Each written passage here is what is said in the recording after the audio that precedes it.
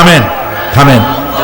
এরপরে দেশে দেশে আজ অশ্লীলতার সয়লাব আমরা দেখতে পাচ্ছি। গতকালও আলোচনা করেছি, গত 5 বছর যারা ক্ষমতায় ছিলেন অভিনয় নিয়ন্ত্রণ আইন তারা তুলে ফেলেছিলেন। অভিনয় নিয়ন্ত্রণ একটা আইন ছিল, কতদূর অভিনয় করা যাবে, একটা মেয়ে তার কাপড় কতটা কমাইতে পারবে, নাচে গানে অভিনেতা অভিনেত্রী একসাথে কতটা জড়াজড়ি করতে পারবে, এর একটা নিয়ম কানুন আগের থেকে ছিল। সেই নিয়ম কানুন ওই 5 বছরে তারা আইন পাশ করে নিয়ন্ত্রণ আইনটা তুলে দিয়েছে। ফলে কাপড়েরও বালাই নাই, আর জড়াজড়ির এমন সব ছবি যা কোনো মানুষের দেখার কোনো উপায় নেই, যেগুলি দেখলে চোখ সাবান দিয়ে ধোয়া লাগে। নাউজুবিল্লাহ বলেন।